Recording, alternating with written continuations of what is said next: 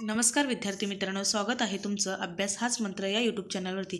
तर आज आपण CDP वरती 30 क्वेश्चन पाहणार आहोत।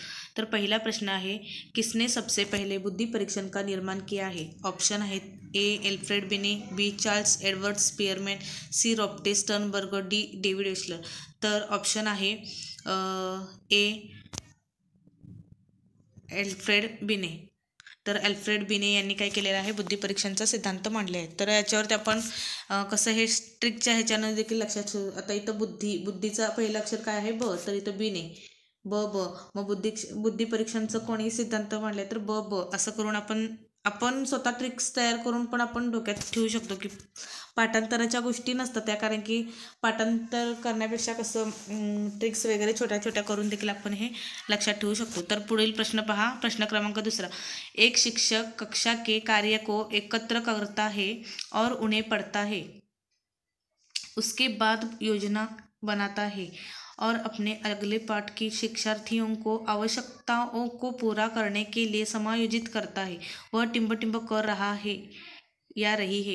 ए सीखने के रूप में आकलन, बी सीखने के लिए आकलन, सी सीखने के समय आकलन, डी सीखने का आकलन। तर याचं ऑप्शन काय आहे बघा, तर बी सीखने के लिए म्हणजे शिकण्यासाठी काय करत आहे, तर ती आकलन, म्हणजे ऑप्शन क्रमांक बी। स्पष्टीकरण पहा,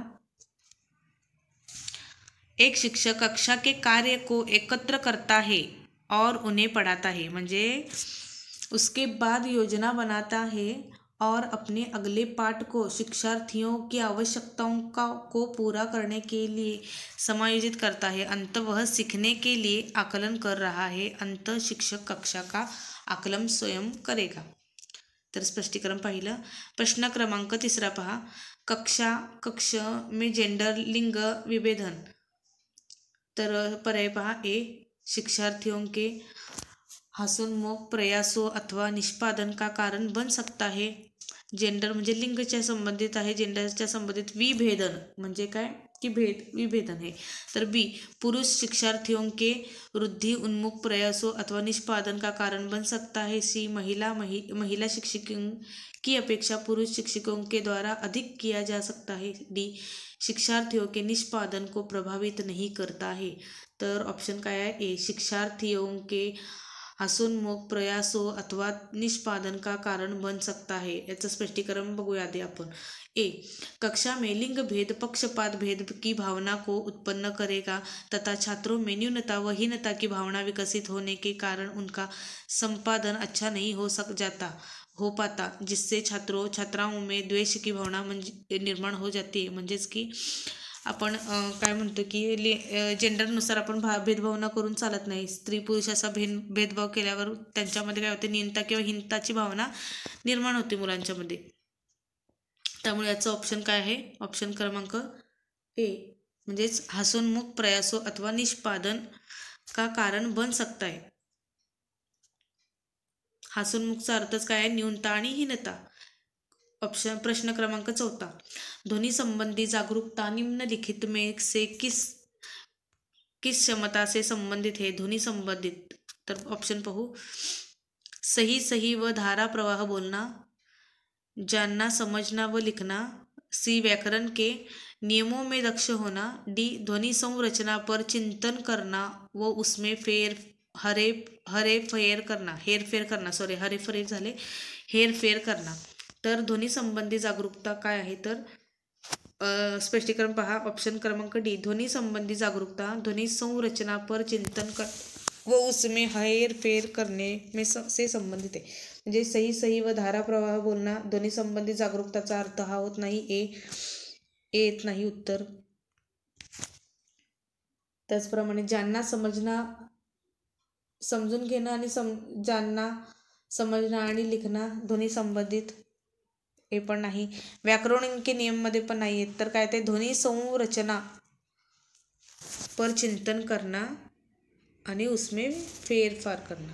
प्रश्न क्रमांक 5, प्रकृति पोषण विवाद निम्नलिखित में से किससे संबंधित है? प्रकृति पोषण विवाद किससे संबंधित है? व्यवहार एक वातावरण, बी वातावरण एवं जीवन विज्ञान, सी वातावरण एवं पालन पोषण, डी आनुवंशिक एवं वातावरण। तर प्रकृति पोषण हे काय आहे, तर स्पष्टीकरण पहा. यहाँ पर प्रकृति शब्द व्यक्ति की अनुवंशिक संरचना से संबंधित है. तर प्रकृति शब्द हा कशाशी संबंधित, अनुवंशीसाठी घेतलेला आहे. प्रकृति पोषण विवाद निम्नलिखित में से किससे संबंधित आहे. प्रकृति पोषण हा कशासाठी संबंधित आहे, तर हा शब्द अनुवंशिकशी, प्रकृति पोषण हा शब्द अनुवंशिकशी संबंधित असा घेतलेला आहे. जो संबंधित है, जो उसे जन्म से ही प्राप्त है, तथा पोषण शब्द वातावरण से संबंधित है. म्हणजे जन्मापासूनच काय असते, आपल्याला अनुवंशिकता ही प्राप्त झालेली असते. त्याचप्रमाणे पोषण हा शब्द वातावरणाशी निगडित आहे, जिसमें व्यक्ती बुद्धी व विकास करता है. ज्यामुळे व्यक्ती काय करतो, आपली बुद्धी आणि बुद्धीचा काय करतोय, विकास करतोय. किसी भी व्यक्ति के विकास में इन दोनों का योगदान है. अंत अनुवंशिक संरचना तथा पोषण से संबंधित है. अनुवंशिक काय आहे की एक आपल्या म्हणजे जन्मापासून मिळते ती अनुवंशिकता, आणि पोषण हे वातावरणाशी निगडित आहे. म्हणजे अनुवंशिकतेतनं वातावरण आपल्या म्हणजे निर्माण होते. मानव विकास टिंबटिंब हे. प्रश्न क्रमांक 6 पहा. मानव विकास टिंबटिंब हे. मानवाचा विकास कसा आहे, गुणात्मक आहे. बी कुछ सीमा तक अमापनीय आहे. सी मात्रात्मक और गुणात्मक दोनों है. डी मात्रात्मक आहे. तर मानवाचा विकास कसा आहे रे, तर मानवाचा विकास कसा आहे, मात्रात्मक और गुणात्मक दोनों पण आहे. तर ऑप्शन क्रमांक सी. आणि त्याचं स्पष्टीकरण पाहू आपण. ऑप्शन क्रमांक सी, त्याचं स्पष्टीकरण पाहू. मानव विकास मात्रात्मक एवं गुणात्मक दोनों होता है. मानव विकास जीवन पर्यंत चलता है. म्हणजे मानवाचा विकास हे कसा आहे, आयुष्य म्हणजे जीवनपर्यंत चालते. ऑप्शन क्रमांक सी आहे. मानवाचा विकास जीवनपर्यंत चलता है. व्यक्ति के गर्भ में होणे से लेकर मृत्यू तक विकास की यह प्रक्रिया चलते. म्हणजे व्यक्तीची वाढ आणि विकास संकल्पना आहे, त्याच्यावरती आधारित प्रश्न आहे. तर व्यक्तीचे विकास कसा असतो, मृत्यूपर्यंत असतो. जन्मापासून ते मृत्यूपर्यंत व्यक्तीचा विकास हा चालूच असतो. तर चलती है, तो इसलिए इसे मापा जा सकता है. इस प्रकार यह मात्रात्मक है और साथ ही यह गुणात्मक भी है, क्योंकि वृद्धि के रुकने के बाद भी कई चीज़ों में परिवर्तन होता रहता है. तर चला प्रश्न क्रमांक आपण 7 पाहू.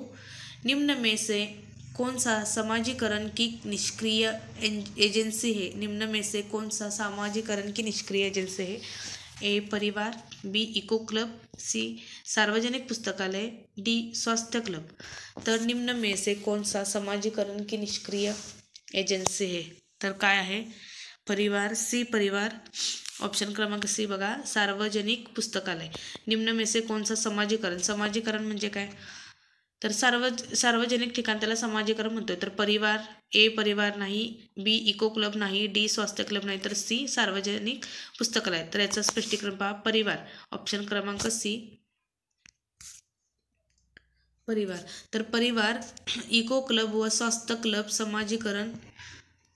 समाजीकरण की सक्रिय संस्थाएं हैं, जहाँ व्यक्ति दूसरों के साथ संप्रेषण के माध्यम से सामाजिक बनता है तथा अपने विचारों को दूसरे के साथ बांटता है, परंतु यह सार्वजनिक पुस्तकालय में अधिक संभव नहीं है. प्रश्न क्रमांक 8 पाहू आपण. संज्ञानात्मक विकास निम्न में से किससे द्वारा समर्पित होता है. संज्ञानात्मक विकास, तर ए उन गतिविधियों को प्रस्तुत करना जो पारंपरिक पद्धतियों को सुदृढ़ बनाती है. बी एक समृद्ध और विविधतापूर्ण वातावरण उपलब्ध कराना. सी सहयोगात्मक की अपेक्षा वैयक्तिक गतिविधियों पर अधिक ध्यान केंद्रित करना. डी जितना संभव हो उतनी आवृत्ति से संगत और सुनियोजित परीक्षाओं का आयोजन करना. तर संज्ञानात्मक विकास, तर ऑप्शन बघा, ऑप्शन क्रमांक बी एक समृद्ध और विविधतापूर्ण वातावरण उपलब्ध करना. संज्ञानात्मक विकास कशाशी निगडित आहे, तर एक समृद्ध आणि विविधतापूर्ण वातावरण. तर स्पष्टीकरण पाहू आपण. किसी भी प्रकार का मानव विकास एक समृद्ध और विविधतापूर्ण वातावरण में समर्पित हो सकता है, तो यही बात संज्ञानात्मक विकास के संबंध में कही जा सकते. म्हणजे एका व्यक्तीचा मानवांचा विकास हा एक समृद्ध आणि विविधतापूर्ण असलेल्या वातावरणामध्ये समर्पित होते. तर त्यामुळे वातावरणामध्ये विकास हा व्यक्तीचा होतो. तर त्यामुळे ऑप्शन क्रमांक बी एक समृद्ध और विविधतापूर्ण वातावरण उपलब्ध कराना म्हणजे संज्ञानात्मक विकास। प्रश्न क्रमांक 9 पाहू। निम्न में से कौन सा सीखने की शैली का उदाहरण है? ए संग्रहण, बी तथ्यात्मक, सी स्पर्श संबंधी की डी चाक्षुष। तर निम्न में से शिकण्याची शैली कोणती आहे? संग्रहण, स्पर्श संबंधी की तथ्यात्मक? काय आहे तर चाक्षुष। तर ऑप्शन क्रमांक डी।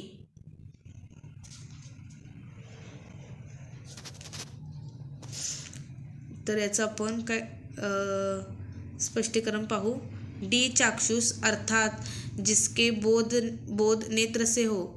चाक्षुष म्हणजे चाक्षु आपण कशासाठी वापरतो की म्हणजे चाणाक्ष किंवा चाक्षु म्हणतो नेत्रासाठी म्हणजे डोळ्यांसाठी आपण हा शब्द वापरला जातो की निम्न में से कौन सा सीखने की शैली म्हणजे शिकण्याची शैली कोणती आहे? चाक्षुक म्हणजेच की काय नेत्र डोळे। तर पहा चाक्षुक अर्थात जिसके बोध नेत्र से हो इस प्रकार सीखने का एक उत्तम उदाहरण चाक्षुक शैली हो सकता है। बालक इस शैली के माध्यम से किसी कार्य या व्यवहार का प्रत्यक्षीकरण करता है, फिर वह उस व्यवहार का अनुकरण करता है। म्हणजे बालक काय करते की एखाद्या अशा प्रकारच्या शैलीच्या माध्यमातून काय करते की प्रत्यक्षीकरण करते आणि त्यानंतर त्याचं काय करतो की अनुकरण करते। जो बालक के सीखने के लिए सर्वोत्तम है म्हणजे डोळ्यांनी पाहते मग नंतर ते कसं करते तशा प्रकारचे काय करते बालक अनुकरण करते। तर त्यासाठी काय आहे शिकण्यासाठी हे काय आहे तर चाक्षुष हे काय आहे बोध नेत्र से हो सकता है। तर प्रश्न क्रमांक 10 पाहू। प्रेरणाएं अनुभूतियों के संतुष्टिकरण की अवस्थाओं तक पहुँचने और वैयक्तिक लक्ष्यों को प्राप्त करने की आवश्यकता को संबोधित करती है। प्रेरणाएं टिंब प्रेरणाएं। तर अशा कोणत्या प्रेरणाएं जे अनुभूतियों के संतुष्टिकरण की अवस्थाओं तक पहुँचने और वैयक्तिक लक्ष्यों को प्राप्त करने के लिए वैयक्तिक लक्ष्यांना पण प्राप्त करण्यासाठी भावात्मक, संरक्षण उन्मुखी, सुरक्षा उन्मुख की डी प्रभावी। तर अशा कोणत्या प्रेरणा आहेत ज्या काय वैयक्तिक लक्ष्यांना प्राप्त करण्यासाठी आवश्यक असतात? तर आन्सर पाहू। ए भावात्मक। स्पष्टीकरण पहा। तर स्पष्टीकरण पहा। भावात्मक प्रेरणाएं व्यक्ति की भावनाओं से संबंधित होती है जो व्यक्ति को उसका लक्ष्य प्राप्त करने के लिए अभिप्रेरित है। म्हणजे भावनात्मक व्यक्तीच्या कशा असतात की भावनाशी संबंधित असतात भावनात्मक प्रेरणा आणि त्यामुळे ते आपल्या म्हणजे ज्या आपल्या मनात आहेत एखादी गोष्ट आपण जी धरतो मनामध्ये ठाम असते ती आपण काय करतो की मिळण्यासाठी प्रयत्न करत असतो। तर याचं उत्तर काय आहे तर भावनात्मक। तर 11 नंबरचा प्रश्न पहा। एक आंतरिक बल जो प्रोत्साहित करता है और व्यवहार परक प्रतिक्रिया के लिए बाध्य करता है एवं उस प्रतिक्रिया को विशिष्ट दिशा उपलब्ध कराता है। एक आंतरिक बल जो प्रोत्साहित करता है और व्यवहार परक प्रतिक्रिया के लिए बाध्य करता है एवं उस प्रक्रिया को विशिष्ट दिशा उपलब्ध कराता है कौन सा है वह? ऑप्शन क्रमांक ए अध्यवसाय, वचनबद्धता, सी बी संवेग आणि डी अभिप्रेरणा। तर डी अभिप्रेरणा एक आंतरिक बल है। अभिप्रेरणा ही काय आहे एक आंतरिक बल आहे जो व्यक्ति को लक्ष्य प्राप्त करने के लिए एक विशिष्ट दिशा प्रदान करती है वह उन्हें प्राप्त करने की सहायता भी करती है। म्हणजे आंतरिक बल कोण देते तर अभिप्रेरणा देते। ऑप्शन क्रमांक डी। तर या प्रश्नाचं उत्तर आहे ऑप्शन क्रमांक डी अभिप्रेरणा। 11 नंबर झाला। 12 नंबरचा प्रश्न पाहू। निम्नलिखित में से कौन सा कारक अधिगमन को सकारात्मक प्रकार से प्रभावित करता है? निम्न में से कौन सा कारक अधिगमन को सकारात्मक प्रकार से प्रभावित करता है? ए सहपाठियों से प्रतियोगिता, बी अर्थपूर्ण संबंध, सी माता पिता की ओर से दबाव, डी अनुत्तीर्ण हो जाने का भय। तर सकारात्मक प्रकार से प्रभावित करता है कौन सा? तर ऑप्शन क्रमांक बी ऑप्शन क्रमांक बी पूर्ण ज्ञान का वर्तमान के साथ अर्थपूर्ण संबंध स्थापित करने से कोई भी व्यक्ति कुछ भी आसानी से सीख सकता है. पूर्ण ज्ञान का वर्तमान के साथ. एखाद्या गोष्टीचं पूर्ण ज्ञान असेल तर वर्तमानमध्ये झालेल्या गोष्टी अर्थपूर्ण संबंध म्हणजे त्याचा संबंध प्रस्थापित करू शकतोय. कोई भी व्यक्ती कुछ भी आसानी से सीख सकता है. म्हणजे एखाद्या गोष्टीचं आपल्याला पूर्वी ज्ञान असेल तर वर्तमानमध्ये जे चालू आहे त्याच्यामध्ये तो काय करू शकतो की ते आसानी म्हणजे सहजपणे ती गोष्ट काय करू शकतो, शिकू शकतो. इसलिए वह अधिगमन को सकारात्मक रूप से प्रभावित करता है. म्हणजेच की अर्थपूर्ण संबंध लावू शकतो आणि तो सकारात्मक प्रकारचे ती गोष्ट प्रभावित करू शकतो. प्रश्न क्रमांक 13.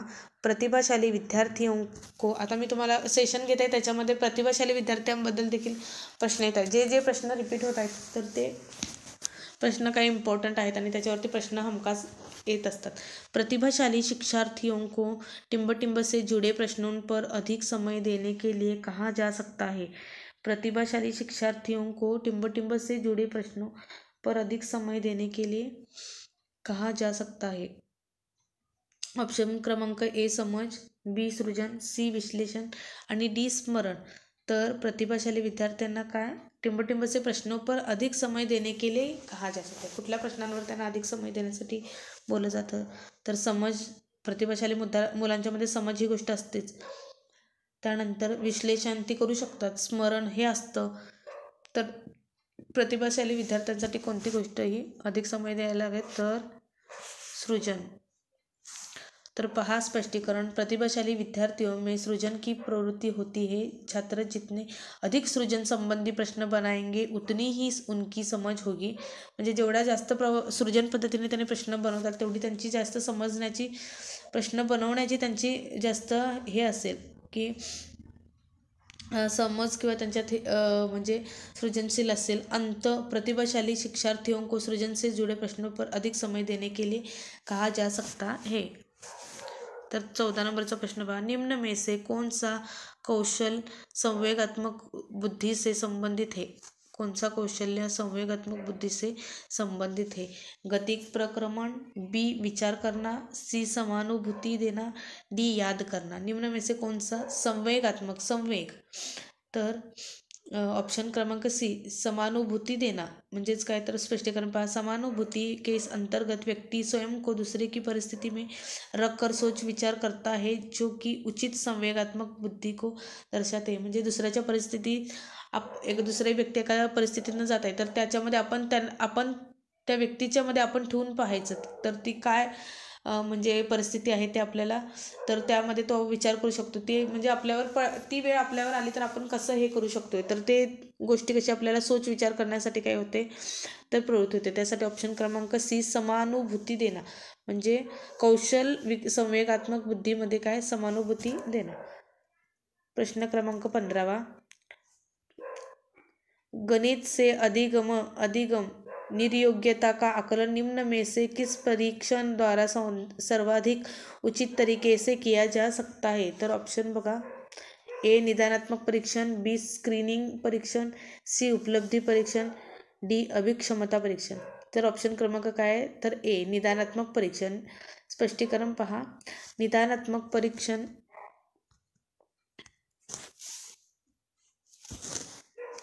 तर निदानात्मक परीक्षण में मुख्यतः अधिगम निर्योग्यता का परीक्षण किया जाता है. यह व्यक्ति की विषय पर कमजोरी और मजबूती के बारे में सूचना देता है. त्यानंतर 16 नंबरचा प्रश्न पहा. प्रवाह पूर्णता, व्याख्या, मौलिकता और लचीलापन टिम्ब के साथ संबंधित तत्व है. प्रवाह पूर्णता, व्याख्या, मौलिकता और लचीलापन टिम्ब के साथ संबंधित है. तर ए गुण, बी अपसारी चिंतन, सी त्वरण आणि डी प्रतिभा. तर प्रश्नाचं उत्तर आहे बी अपसारी चिंतन. अपसारी चिंतन के अंतर्गत व्यक्ति को कुछ तथ्य तो दिए होते हैं, उनमें अपनी ओर से एक तथ्य जोड़कर निष्कर्ष निकाला जाता है. म्हणजे अपसारी चिंतनमध्ये व्यक्तीला एखाद्या गोष्टीचं काय दिलं जातं की एक स्वतःकडून एक त्यांना तथ्य दिलं जातं तर त्याला त्यांनी स्वतःच्यामधनं एक तथ्य जोडून निष्कर्ष लावलं जातं. इस प्रकार के चिंतन में प्रवाह पूर्णता, व्याख्या, मौलिकता और लचीलापन होता है. अशा प्रकारच्या चिंतनामध्ये काय असते की मौलिकता आणि लचीलापण असतोय. तर प्रवाह, पूर्णता, व्याख्या, मौलिकता और लचीलापण. तर याचं ऑप्शन काय आहे? ऑप्शन क्रमांक बी, अपसारी चिंतन. तर 17 नंबरचा प्रश्न पाहू. सभी के लिए विद्यालयों में सभी की शिक्षा निम्नलिखित में से किसके लिए प्रचार वाक्य हो सकता है? सभी के लिए विद्यालयों में सभी की शिक्षा निम्नलिखित में से किसके लिए प्रचार वाक्य हो सकता है? ए समावेशी शिक्षा, बी सहयोगात्मक शिक्षा, सी पृथक शिक्षा, डी संशक्तिशील शिक्षा. तर उत्तर आहे ए, यह समावेशी शिक्षा का प्रचार वाक्य है. तर ऑप्शन क्रमांक ए, समावेशी शिक्षा. सभी के लिए विद्यालय में सभी की शिक्षा म्हणजे सर्व मुलांसाठी, सर्व विद्यालयातील सर्व मुलांसाठी सभी के लिए शिक्षा. तर काय तर समावेशी शिक्षा आहे. तर सर्व मुलं असतात, सर्व प्रकारची मुलं असतात, त्यामध्ये कोणत्याही मुलांचा भेदभाव नसतो, सर्व प्रकारची मुलं एकत्र शिकली जातात, त्याला समावेशी शिक्षा. यह तर स्पष्टीकरण पहा. यह समावेशी शिक्षा का प्रचार वाक्य है जिसमें सभी बच्चों के लिए खोले गए स्कूलों में सभी बच्चों की शिक्षा दी जाती है, फिर चाहे बच्चा समर्थ हो या नहीं, सभी को शिक्षा प्राप्त करने का पूर्ण अधिकार होता है. प्रश्न क्रमांक 18 पाहू. निम्न में से कौन सी शब्दावली प्रायः अभिप्रेरणा के साथ अंत बदलाव के साथ इस्तेमाल की जाती है? तर 18 नंबरचा प्रश्न पर्याय बघू. एक संवेग, बी आवश्यकता, सी उत्प्रेरणा, डी पुरस्कार. तर याचं स्पष्टीकरण आहे बी, आवश्यकता. तर स्पष्टीकरण बघू. उत्तर आहे बी, आवश्यकता. तर स्पष्टीकरण पाहू आपण. जिस प्रकार से अभिप्रेरणा हमें लक्ष्य प्राप्ति में सहायता करती है, उसी प्रकार से हम अपनी आवश्यकता को संतुष्ट करने के लिए कुछ लक्ष्य निर्धारित कर उन्हें प्राप्त करने का प्रयत्न करते हैं. तो आवश्यकता अभिप्रेरणा के साथ अंत बदलाव के साथ प्रयोग में जा सकती है.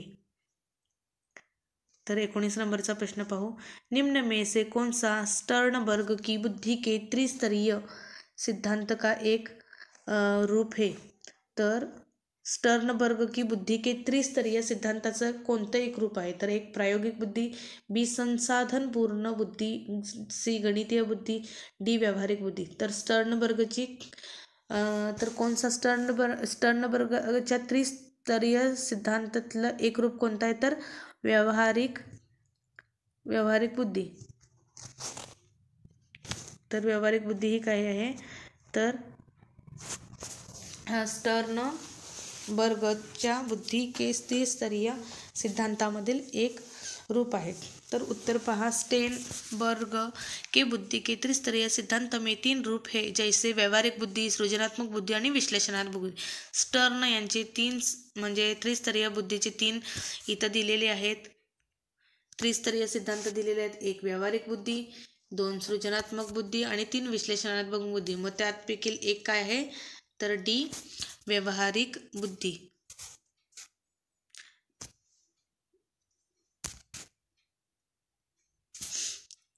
20 नंबरचा प्रश्न पाहू. 1 वर्ष तक के शिशु जब आँख, कान व हाथों से सोचते हैं तो निम्नलिखित में से कौन सा स्तर शामिल होता है? 1 वर्ष तक के शिशु जब आँख, कान और हाथ से सोचते तो निम्नलिखित में से कौन सा स्तर होता है? ए पूर्व संक्रियात्मक स्तर, बी इंद्रिय जनित गामक स्तर, सी अमूर्त संक्रियात्मक स्तर, डी मूर्त संक्रियात्मक स्तर. तर आन्सर याचं काय आहे? तर बी, इंद्रियजनक गामक स्तर. म्हणजेच ज्यावेळी शिशु आँख, डोळे, कान आणि हाताच्या द्वाराने म्हणजे सहज समजते, तर ते कोणतं हे असेल, कोणत्या प्रकारचे स्तर असेल, तर ते इंद्रियजनित ग्रामक स्तर असते. तर बघा, जीन पियाजे के इंद्रिय जनित गामक अवस्था में बच्चा 0 से 2 वर्ष का होता है, जिसमें वह आँख, कान व हाथों का प्रयोग करने सोचता है. तर 21 नंबरचा क्वेश्चन पाहू. वाइगोत्स्की के सिद्धांत में विकास के निम्नलिखित में से कौन से पहलू की अपेक्षा होती है? वाइगोत्स्की च्या सिद्धांतामध्ये पाहू. निम्न में से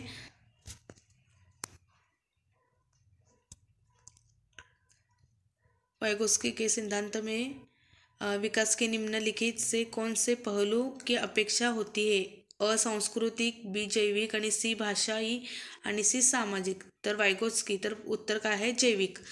तर स्पष्टीकरण पहा. वाइगोत्स्की के सिद्धांत में केवल सांस्कृतिक, भाषिक, सामाजिक व सामाजिक पक्षों की ही बात की गई है. इसीलिए वाइगोत्स्की द्वारा जैविक पक्ष की उपेक्षा की गई है. वाइगोत्स्कीच्या सिद्धांतामध्ये सांस्कृतिक, भाषिक व सामाजिक पक्षों की ही बात की. म्हणजे वाइगोत्स्कीनं फक्त काय केलेलं आहे? सांस्कृतिक, भाषिक आणि सामाजिक या 3 पक्षांच्या बद्दल त्यांनी काय केलेलं आहे की विचार मांडलेले आहे. त्यासाठीच वाइगोत्स्कीद्वारा जैविक पक्ष हेच काय आहे? उपेक्षा की जाती है. जैविक पक्षामध्ये कोणकोणते आहेत? सांस्कृतिक, भाषिक आणि सामाजिक.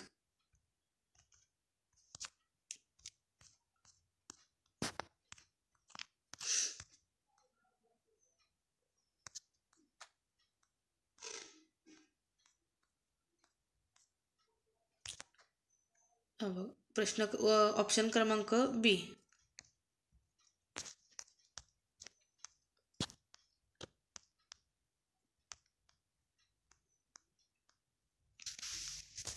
ऑप्शन क्रमांक बी जैविक.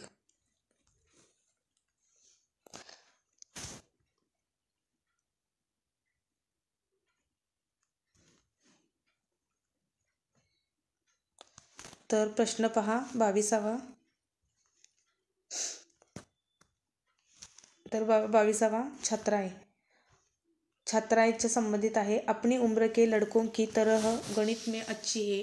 बी अपनी उम्र के लड़कों की तुलना में स्थानिक अवधारणाओं में कम कुशलतापूर्ण निष्पादन करती है. सी भाषिक और संगीत संबंधित अधिक क्षमताएं रखती है.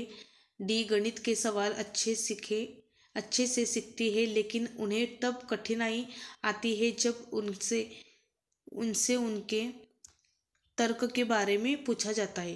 तर छात्रांचे संबंधित काय आहे? तर बघा, अपनी उम्र के लड़कों की तरह गणित में अच्छे है. छात्राएं अपनी उम्र के तरह गणित में अच्छे है. अपनी उम्र की लड़कों की तुलना में स्थानिक अवधारणाओं में कम कुशलता निष्पादन करते है. तर हे उत्तर येणार नाही. तर सी भाषिक और संगीत संबंध अधिक क्षमताएं रखते, तर हे पण आहे. डी गणित के सवाल अच्छे से सीखती है लेकिन उन्हें तब कठिनाई आती है जब उनसे उनके तर्क के बारे में पूछा जाता है. तर ऑप्शन क्रमांक काय आहे? ऑप्शन क्रमांक ए आहे. तर त्याचं स्पष्टीकरण पाहू. उसकी अपनी उम्र के लड़कों की तरह गणित में अच्छी है. तर स्पष्ट बघा, छात्राएं अपनी उम्र के लड़कों की तरह गणित में अच्छी है क्योंकि अधिगम प्रक्रिया में लैंगिक विभेदन का प्रभाव नहीं होता है. अंत विकल्प ए उत्तर सही है. तर प्रश्न 23वा बघू. ग्रेड अंकों से कैसे अलग है? ग्रेड अंकांपेक्षा कशा प्रकारे ग्रेड दिलेलं, म्हणजे ए ग्रेड, बी ग्रेड हे अंकांपेक्षा म्हणजे आपण नंबर दिले 100पैकी 80 मार्क किंवा 100पैकी 50 मार्क हेच दिले जाते, 50% वगैरे. त्यापेक्षा ग्रेड कसे वेगळे आहेत ते त्याच्याबद्दल प्रश्न आहे. यह प्रश्न निम्न में से किस प्रकार के प्रश्नों से संबंधित रखता है? ए विश्लेषणात्मक, बी मुक्त अंत, सी समस्या समाधान आणि अपसारी. तर एचं उत्तर आहे विश्लेषणात्मक. तर ऑप्शन क्रमांक ए विश्लेषणात्मक. तर स्पष्टीकरण पहा. ग्रेडिंग प्रणाली है तहत शिक्षा में सतत एवं समग्र मूल्यांकन की व्यवस्था की गई है. यह एक विश्लेषणात्मक प्रणाली है. यह बच्चे की कक्षा में स्थिति और को प्रदर्शित करता है जबकि अंक प्रदान करना छात्र को रटकर या गलत साधनों का प्रयोग करने पास होने की प्रवृत्ती को समर्थन देता है. म्हणजे अंक दिले तर काय की रटकर पडणार. तर हे म्हणजे विद्यार्थ्यांच्यासाठी काय केले जाते की रटकर म्हणजे हे करणे की रटकर करणे की प्रयोग करणे पास होण्यासाठीच की प्रवृत्ती प्रदान करते. काय तर छात्रांना अंक दिले तर अशा प्रकारचं इथं स्पष्टीकरण दिले आहे. तर त्याचं उत्तर काय? एक विश्लेषणात्मक. ऑप्शन क्रमांक ए विश्लेषणात्मक. तर प्रश्न क्रमांक 24वा पाहू. शब्दों में अक्षरों के क्रम को पढ़ने में कठिनाई का अनुभव करना और अक्षर चाक्षुष मगाशी आपण चाक्षुषचा अर्थ पाहिला. चाक्षु म्हणजे काय? नैन डोळे, तर बघा, अनुभव करना और अक्षर चाक्षुष स्मृति का ह्रास टिंबटिंब से संबंधित है. मग आता बघा, शब्दों में अक्षरों को क्रम पढ़ने में कठिनाई, म्हणजे अक्षरांचे क्रम पडण्यासाठी काल आपण बघितलं जसं की काल काय शब्द बघितला, बॅट काय बॉयसाठी असा एक शब्द बघितला बघा, उलट सुलट होते क्रम. मग ते कुठलं आहे तर आपण बघितलं स्पष्टीकरण. डिस्लेक्सियावरती हा अक्षरांशी निगडीत हा डिसलेक्सिया, ऑप्शन क्रमांक डी. तर स्पष्टीकरण आहे पहा. डिसलेक्सिया एक पठन विकार है जिसमें कोई व्यक्ति अक्षरों को क्रमबद्ध तरीके से पढ़ने में असमर्थ होता है और साथ ही अक्षरों से उलटे क्रम में भी लिखता है. तर प्रश्न क्रमांक 25 पहा. रिया कक्षा में पिकनिक तय करने हेतु ऋषभ से सहमत नहीं है. वह सोचती है कि बहुमत, हे पेडोलॉजीवरचे क्वेश्चन आहेत बघा. बहुमत के अनुकूल बनाने के लिए नियमों का संशोधन किया जा सकता है. यह सहपाठी विरोध पियाजे के अनुसार निम्नलिखित में से किससे संबंधित है? ए. संज्ञानात्मक अपरिपक्वता, बी. प्रतिक्रिया, सी. सहयोग की नैतिकता, डी. विषममार्ग नैतिकता. तर ती काय करते की रिया म्हणजे त्यांच्या शाळेमध्ये पिकनिक जाणार आहे, ती ऋषभच्या मताशी सहमत नाही आहे. तर हे कशाशी निगडीत आहे? तर सहयोग, म्हणजे सहयोग नाही आहे तिच्या मताशी, ती काय आहे? सहयोगी नाही आहे. तर स्पष्टीकरण पहा, इथं दिलेलं आहे. सी येते उत्तर, याचं आन्सर सी आहे. तर आंसर काय है? सी है बघा. सहयोगी की नैतिक स्तर पर कार्यों की व्याख्या करने की प्रवृत्ति होती है. पियाजे के अनुसार सहयोग पारस्परिक पर निर्भरता तथा विभिन्न दृष्टिकोणों के प्रति जागरूकता व्यक्त को स्वतः नैतिकता के स्तर पर पहचानने में सहायता सिद्ध होती है. तर प्रश्न क्रमांक 26 पाहू. वे शिक्षक जो विद्यालय आधारित आकलन के अंतर्गत कार्य करते हैं.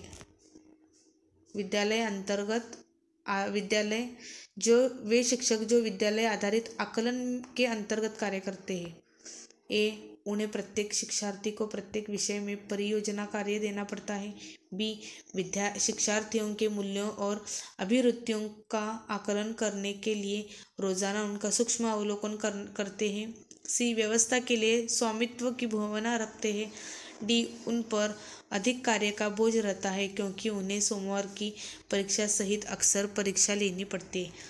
तर हे आपण म्हणजे कॉमन सेन्सने हे प्रश्न आपण सोडू शकतो. तर या प्रश्नाचं उत्तर आहे पहा सी. व्यवस्था के लिए स्वामित्व की भावना रखते हैं. तर स्पष्टीकरण पहा. जब शिक्षक में स्वामित्व की भावना आती है तो उनमें स्वयं जिम्मेदार होने की भावना स्वतः ही आती जाती है. इस प्रकार विद्यालय आधारित आकलन में अध्यापक में स्वामित्व की भावना उत्पन्न होती है. प्रश्न क्रमांक 27 पाहू. एल्बर्ट बेंडूरा के सामाजिक अधिगम सिद्धांत के अनुसार निम्न में से कौन सा सही है? एल्बर्ट बांडुरा. तर पहा, एल्बर्ट बांडुराच्या सामाजिक अधिगम सिद्धांतावरती प्रश्न आहे. बच्चों के सीखने के लिए प्रतिरूपम म्हणजेच कंसात मॉडलिंग एक मुख्य तरीका है. बी. अनसुलझा संकट बच्चे को नुकसान पहुंचा सकते हैं. सी. संज्ञानात्मक विकास सामाजिक विकास से स्वतंत्र है. डी. खेल अनिवार्य है और उसे विद्यालय में प्राथमिकता दी जानी चाहिए. तर आंसर काय आहे? ए. एल्बर्ट बेंडूरा के बच्चों के सीखने के लिए प्रतिरूपण म्हणजे मॉडलिंग एक मुख्य तरीका है. म्हणजे एल्बर्ट बेंडूरा के अनुसार जब बच्चा कुछ सीखता है तो वह सबसे पहले वह किसी को प्रतिरूपण के रूप में देखता है, वह उसके बाद सीखना शुरू करता है. म्हणजे विद्यार्थी जेव्हा शिकतात तर आपण शिक्षक आहोत, शिक्षक कसं वागतो, कसं बोलतो, कसं लिहितो याचं विद्यार्थी काय करत असतं? अनुकरण करत असतो प्रत्येक गोष्टीचं. तर त्यामुळे तर सामाजिक अधिगम सिद्धांत के अनुसार ऑप्शन क्रमांक ए. बच्चों के सीखने के लिए प्रतिरूपण मॉडेलिंग एक मुख्य रूप आहे. मॉडेलिंग म्हणजे मॉडेल, आपण समोर जे व्यक्ती असते त्याचं अनुकरण विद्यार्थी हा करत असतो. तर प्रश्न क्रमांक 28 पहा. जब बच्चे एक अवधारण को सीखते हैं और उसका प्रयोग करते हैं तो अभ्यास उनके द्वारा की जाने वाली त्रुटियों को कम करने में मदद करता है. यह विचार टिंबटिंब के द्वारा दिया गया है.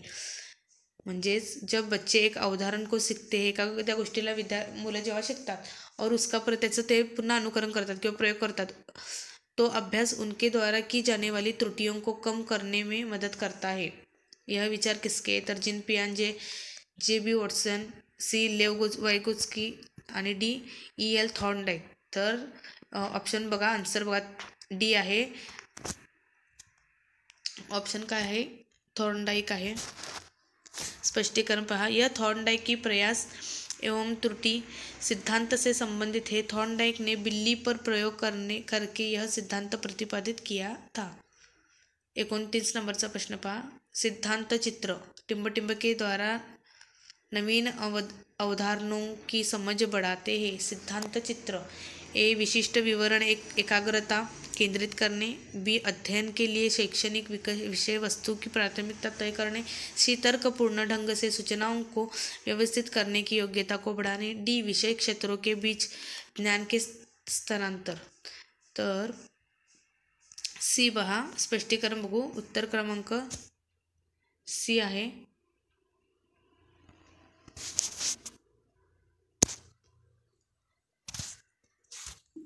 तर स्पष्टीकरण बघा. उचित सिद्धांत चित्र के द्वारा किसी भी प्रकरण को आसानी से समझ व व्यवस्थित किया जा सकता है. इसके अंतर्गत किसी भी अवधारण को छोटी छोटी उप अवधारणाओं में बांट दिया जाता है, जिसके द्वारा सूचना को व्यवस्थित व तर्कपूर्ण ढंग से समझाया जा सकता है. प्रश्न क्रमांक 30 नंबरचा पाहू. निगमनात्मक तर्कना में शामिल है. निगमनात्मक तर्कना में शामिल है. ए. विशिष्ट से सामान्य की ओर तर्कना.